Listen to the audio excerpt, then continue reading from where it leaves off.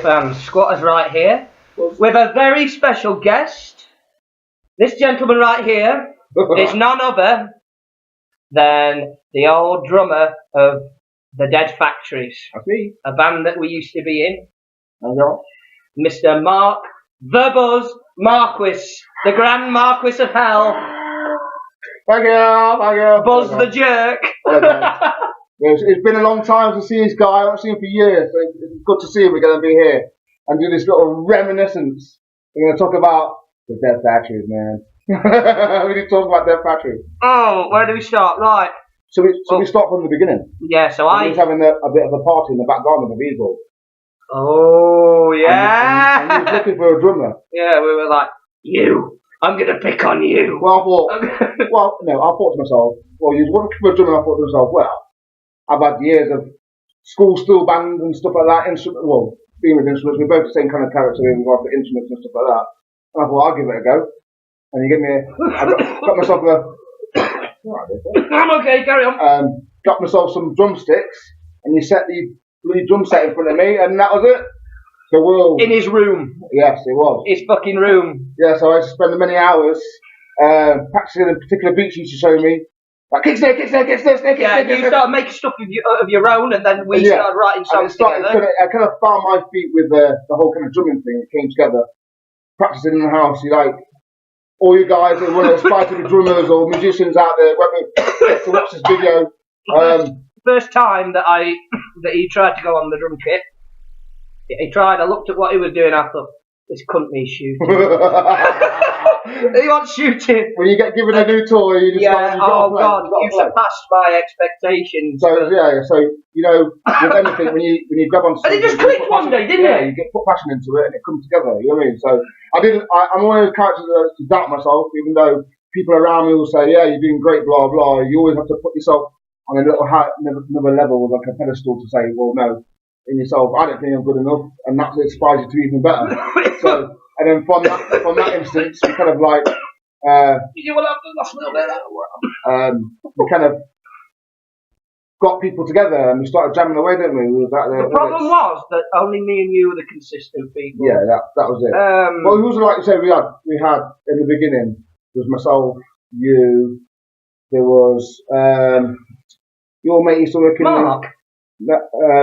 No, Mark wasn't in it first. Mark came he wasn't. Third trimester of trying it again.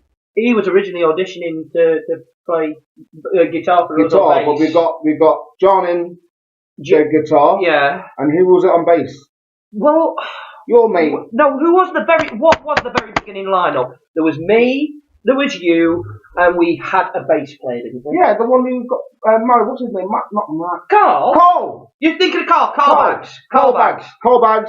If you're watching this, brother, love you, man. I haven't seen you for years. We need to link up. Carl Bags. But yeah, so originally we lived in the same block in an area of Belper, and it was a shithole, wasn't it? And we were basically having a bit of a beer garden party at the back of the house. This was 2009. Yeah. I remember because I didn't move into that flat until September of 2008, and I'd only been there for 3 days, and I got my end away on crutches. Yeah. So that was pretty impressive. I was like, so it was like, okay, we was having this little garden party, and he came out saying that he wants to break. Well, we was going to have a conversation about kind of forming a band kind of thing, because you were already in a band prior. I was in Battery Acid at the time, and I've been in Battery Acid for a few years, and I was the drummer. And I had these 2 drum kits, both of which were... Interruption. I'll let Mr. Marquis take over. So, tell them what you can remember. So, yeah, what I can remember, Spots used to be in a band called Battery Acid, and he had 2 drum kits, and he came up with the idea saying he kind of like wanted to do a different feel of music in regards to punk, and then in the Industrial Revolution and stuff like that. That was like a big belief for him to do something like that. So he approached, made a video. He approached us. I said, okay, now I'll have a go at doing the drums. I'll have a go. I was just this random guy sat in a garden. My neighbours made a suggestion. I thought, do the good deed, and I'll give it a go. And he had a drum kit, and he loaned me the drum kit. And like I was saying to the people out there, you had this idea in regards to punk music, what you loved, and that kind of like industrial revolution kind of thing. You wanted to put that kind of feel together. But we all wanted to integrate all our cultures in. Because we started like suggesting bands to each other. It's like, hang on, I've already heard that. I'm already into that. I mean, you'd never heard of the Pretty Things before, and I showed you the Pretty Things, and it's just your fucking instant number one band. I never would have picked up the Pretty Things album at all. The Damned, you went mental on, and the Ramones. The Bad Brains. The Bad Brains, it was just the perfect mix as well. I got into like Sabbath and all that kind of stuff. Early heavy metal from the early 70s. I would have never, the culture I come from and stuff like that, I would have never picked up music like that. Come across this guy. Except through your junior. Yeah, well, my brother was like kind of a moddy type. He was a moddy sort of skinheady, sort of rude boy sort of chap, wasn't he? There's that kind of music you pick up in regards to that kind of music. So we thought, right, we're going to form this Didn't band. you tell him eventually that you were I was in a punk band. He was like, very well, saying, you do these songs, you do like special requests. We're not at that stage yet. So I told him, we've got to share that few songs. We are now, though. Fucking hell. I mean, when did it all dissolve? When did it really... Well, it kind of, the whole Dead Factories saga was in 3 tiers, okay? So it was me, you and Carl at first. Yeah. And then there was a pre-rumble in 2008 when I had the first ever drummer was Anton of Bricks, and I got Derelict Bench and Riff Ralph to play bass and guitar, and that lineup lasted one performance, and then we met and we started gathering people. What was the lineup for the first ever performance? Didn't we do an open mic night before that one at the Bless? No, we didn't do it open mic night. We had one set up, but we didn't do it because we didn't have a bass. No. We did do a open mic night where they were all right with Jordan's bass and your drums got their that was me, you, Jordan, and Mark. Mark was on guitar. That was the second. That was the third. That was the third trying to. Don't forget before we had Carl and John. Yeah, we had John on guitar, Carl on bass. Yeah. So John was on guitar, Carl was on bass, me, cushion, and you, a lead. Right, when you first joined, didn't we still have Derelict Bench for the shortest time? For one session. Maybe one session. One session, we had one session, yeah. And then he couldn't commit anymore, so and we had a commitment. By the by, as it goes, you know what I mean, no business there. But yeah, how did we get Jordan? Jordan came after we started going to the drop-in centre, you know that down across the other side of Belfast. We used to go down to that youth club kind of thing and have the room in there. We did practice there, didn't we? How long did we? Because we were in Sound Up Studios first. That's the first tier. That was me, you, Carl, and John. Yeah. That was the first tier. We were at Sound Hub. And we did Sound Hub for a while. We were there for ages. We got Sound Hub. And it got to the point where we were going to do the rest of the Bell, a live mic session, but we had to cancel because Carl had commitments with work. So it kind of broke down. It was just me, you, and John. Yeah, and so John went on bass because I had that violin bass. Yeah, and then we migrated from the Sound Hub to my bedroom. Yeah, because we couldn't afford it anymore. Yeah, we couldn't afford it anymore. And it was like, you know, when you feel like something's just crumbling around you, you know what I mean? So we just went back to my bedroom, and I set the drums up in the bedroom, and we used to get everybody together, and sometimes I was my son then a little Oliver loved it. Oliver was like 6 or 7. You made him go into the living room so that it didn't hurt his ears, and he was like, "No, I want to listen." You want to sit on the bed and listen to us play. So it was just me, Squats, and John, kind of like jamming in my bedroom, and then we've got the youth centre. Who was that chap who briefly whose bird you shagged? It's in the past. Let's do back there. Long time ago. I don't want to incriminate you. Long time ago. It's these things when you're a single man. These things happen. You get in your late 20s, early 30s. When we see a black drummer and think, I want to have a go. I wonder what his willy feels like. So it was a split jamming in the bedroom. Then we thought we need to get this right because we've learnt a few songs. So Baby Factory, not the night, like, You Make Me Ill was just forming then. What else we got? We've got My Lost Mind. You're right about You Make Me Ill, because what That came at the end of my bedroom period and went to the youth club and started doing the thing. What? We did a hell of a lot of recording in the practice room before we even played live. Yeah, we did. What phases of recording did we go through? Like, because first we had the sample. We had the sound of we had an incredible amount of recording down there. We had loads of recording down there. And then when we migrated from the sample to recording to my bedroom, I used to do live videos, kind of young video kind of thing, from my phone. Phone no longer with us. Play for the phone.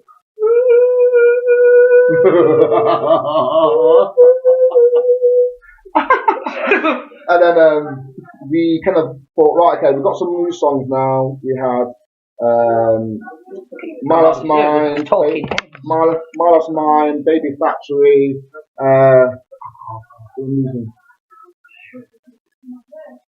We're losing songs. What else we got? Songs. Baby Factory, My Lost Mind. Live by the Sword. Live by the Sword. And we had practically fuck all, didn't we? Yeah, we only had about 4 or 5 tracks. And then when we ended being in the bedroom, because we did 3 covers to bump it up to 7. And then we did You Make Me Ill. Never Trust a Girl Who's Basic. Never Trust a Girl Who's Basic. Yes. And then You Make Me Ill, the Desert Song, and The Calm Before the Storm. The fucking Desert Song. I can't even remember how that goes. And it was just like that shimmery thing.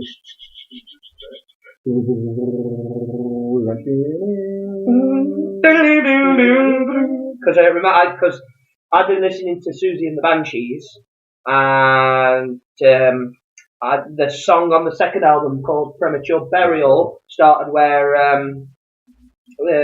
John McKay's guitar he'd strum it hard with the volume turned off and turn the volume up, so it sounded like a church organ. And that's how we got that sound on My Lost Mind. Well, My Lost Mind, the introduction to My Lost Mind ended up being, it was like, yeah. Let's go.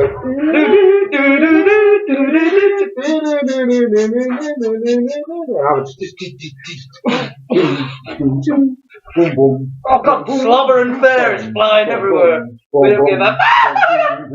I love the drum. Yeah, so that's how it came about, and then we stopped. A few neighbour complaints about jamming in the bedroom. I know how we sorted out one of them. Yeah. It was from who was up? It was like one used to have. Somebody banged on the fucking wall. Yeah, the dude next door, I don't know. It was Will downstairs, wasn't it? No, not Will, it was a guy. It could have been, because it was my wall. It sounded like it was coming from my flat wall. Was here, my flat was in the middle. I had you all below me. To the bottom left, I had Will. Then I had you to my left. Clowns to the left of me, jokers to the right. And I had that joker to the right. In our flat, we used to have, that guy used to have his daughter around every so often, whatever not, kind of thing. Will? No. What's his name? He used to live at the bottom. What's his name? Tall dude. Shane? Shane used to live at the bottom flat to the right. So he used to live to the right of me, and he banged on the wall. So I was basically telling him to fuck off. Well, I remember somebody banged on the wall while we were in practice, and he just looked behind and went, bang, bang, bang, bang, bang. We had no more complaints after that. Because the neighbours across the road used to like say, "Oh, turn it up." And he was like, "We're not playing music, we're actually playing." Except Tashio blow. Yeah, Tashio. Well, it was bad about, but then we have to migrate and went to a youth centre. I didn't trust his moustache. He had a communist moustache. He found a youth club, and they let us play there. And we didn't have to pay no, as long as we didn't destroy their equipment. You know what I mean? It was asking a bit more. You did it by accident, or rested it on purpose. Because you hit the drums so fucking hard. The drums couldn't cope with the kind of drumming I had for it, so it failed. So we ended up doing that, and that's where it's like a cross between Keith Moon from The Who and Mr. Motivator. I love the drums. I love the drums. I did love the drums, and I still do now. You know what I mean? Even though I haven't played drums. Well, we had a bit of a jam couple of months back, which was nice because we like it was fed back into Mile of Mine, Baby Factory kind of songs straight away. Just me and him jamming like we used to do.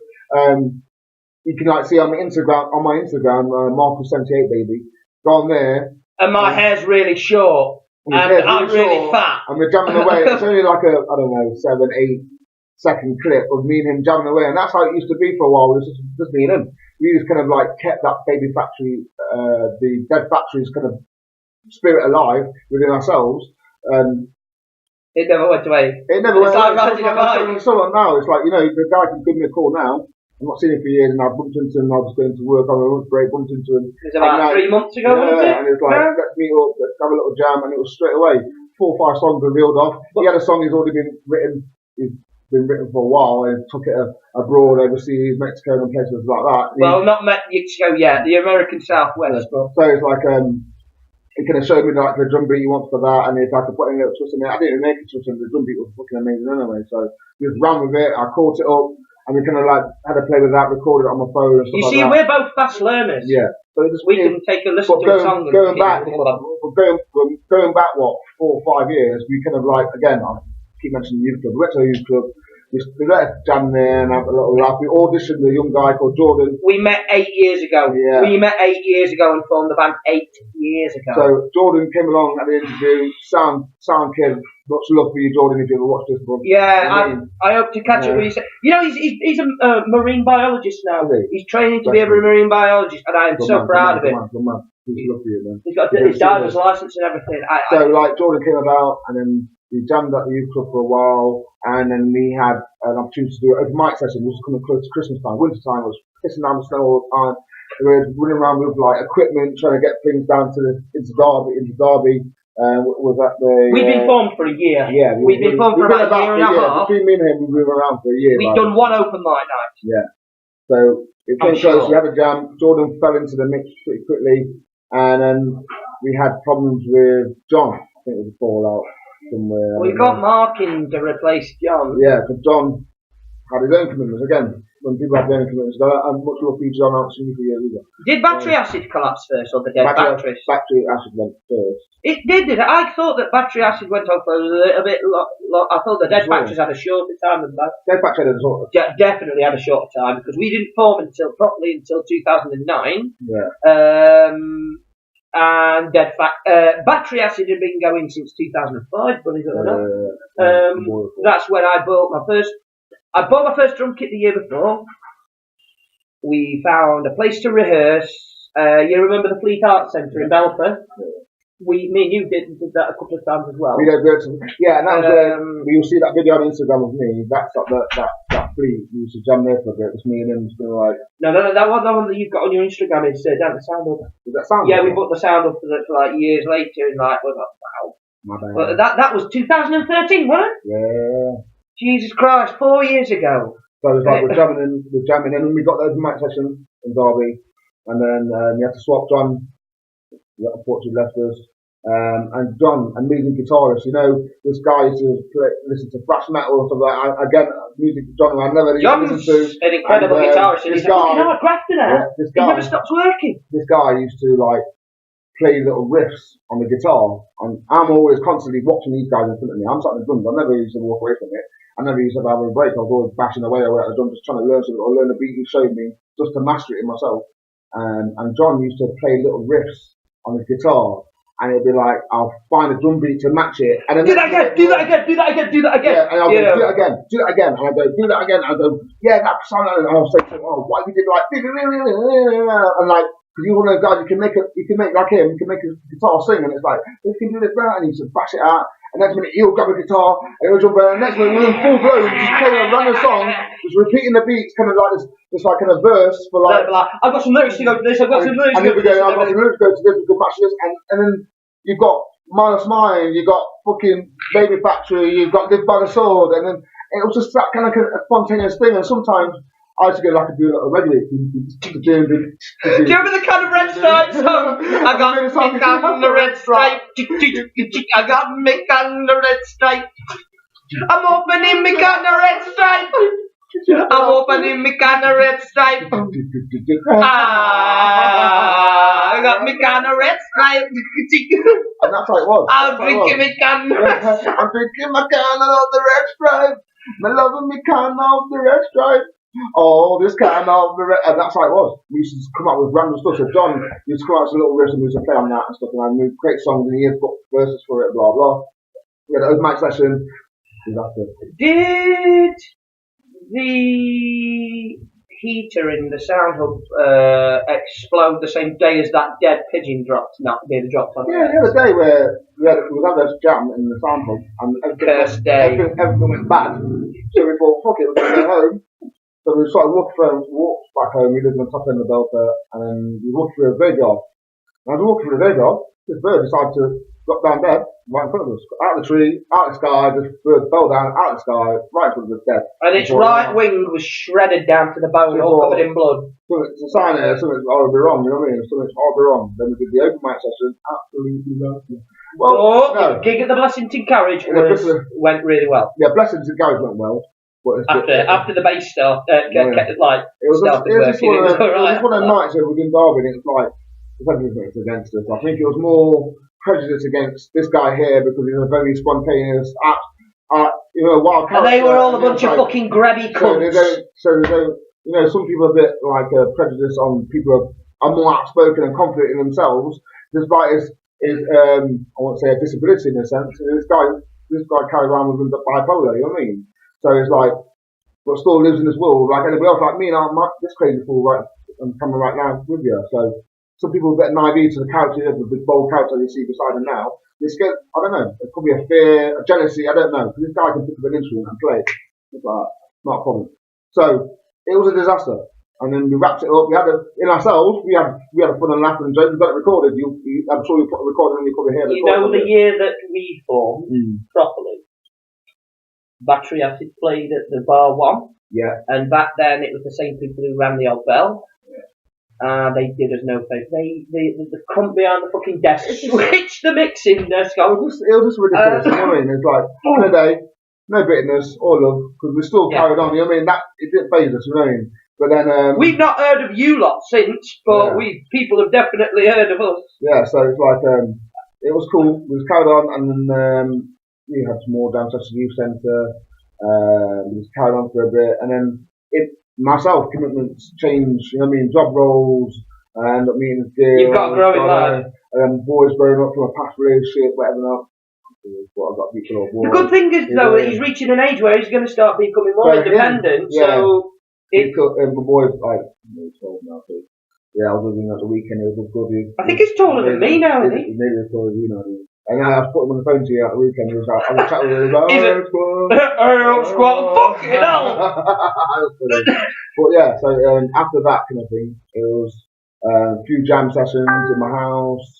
Maybe the sound hub we had a bit of money put together. You know what I mean? There's any opportunity we had. Did we ever go to the Three Horseshoes in Ripley? Because Battery Acid used to rehearse there. I never went to Three Horseshoes.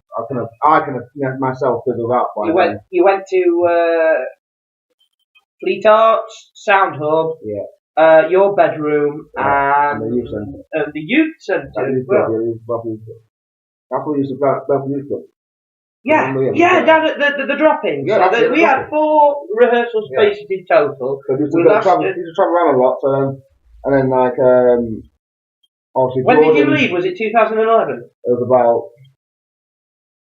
It went dead fast, didn't it? It went proper fucking fast. About 2012. I kind of like. That was it, kind of for me. I was moving and I moved. Oh, yeah. About 2011, just before 2012. I kind of like moved. You know what I mean? You moved. I got my heart broken. Yeah, kind of like everything just kind of went, and then that factory's kind of like disappeared as a visual entity, but in a personal element, it was still there. You know what I mean? And keep contact, blah blah. And then everybody takes their own path. Everybody walks their own ventures, and then I released my debut album last year. And then got confidence in yourself because this guy used to be a bit of a shy character at times. Very shy. And you kind of open up in yourself in his own right, on his own path. I'll do my own thing, you know what I mean? Growing and evolving myself. And then just, 3-4 months ago, I went on a month break. went to Tesco. He jumped out of a bush and nearly scared me shitless. And I seen him come past in the car. And I was pulled in the car park and I hid behind his bush. And he walked into the walk by. Hey, you fucker! And he shook his head. And it was me. We had a bit of a hug. You know, we much love. Actually, very good. We had a little hug and stuff. And then, like, we thought, right, then we had a chat and met up and everything. And talking about where we are now and blah blah. And he told me some stories that surprised me. Come and have a pint with me and the Beard and Joe. I got the Beard and Joe. I mean, much love to the Beard and Joe. And then went for a pint and we said, right, okay, we'll have a jam. And we went for a couple of jams. We went to Marquis in Knots.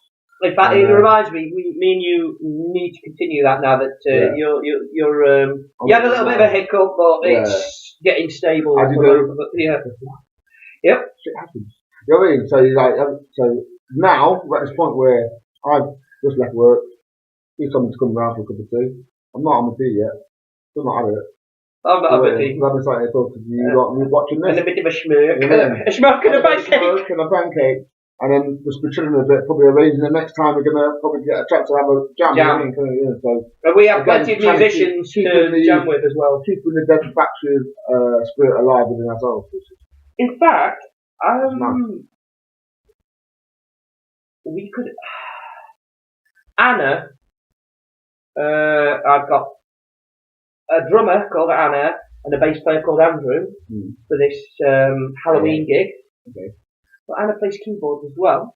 So if we can sort something out for like time-wise. Again, we have to arrange a jam time and get more. She can go on keyboards and you can go on drums. We can't do it like just me and you again and then expect everybody to jump in the mold. It doesn't work like that. But trust me, I've got enough contacts nowadays. Oh, I know this because we've toured a bit there more than you know. I mean, when I go out to Mexico, I'll be able to form a band like that. So watch the space in sense. Yeah. Because the Dead Factories might be coming back. Buzz is definitely coming back. Buzz is definitely coming back to make music with me.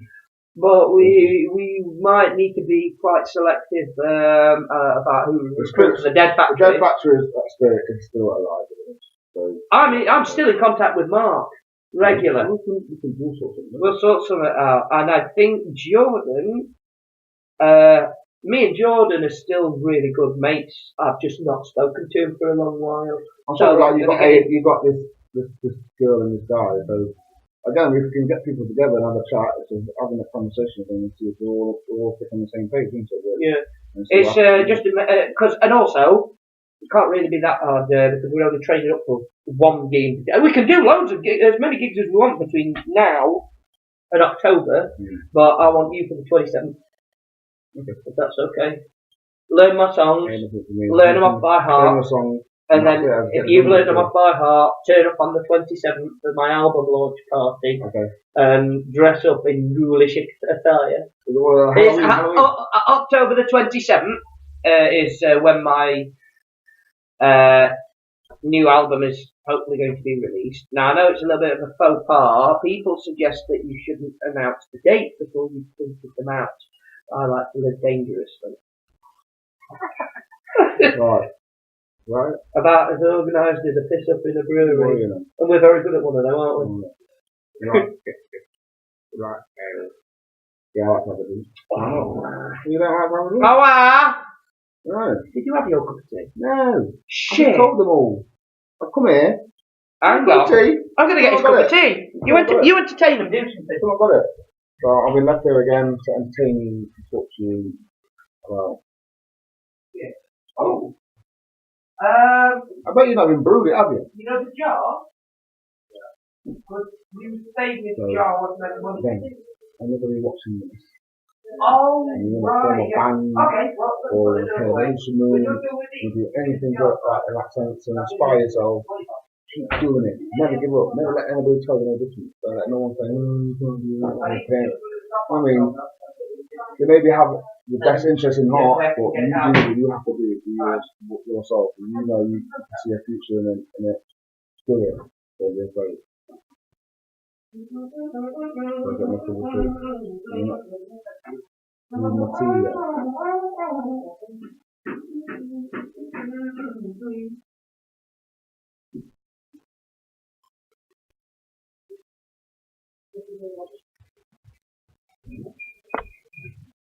isn't it? Your tea, my lord. Thank you, sir. Where have is it still recording? Yeah.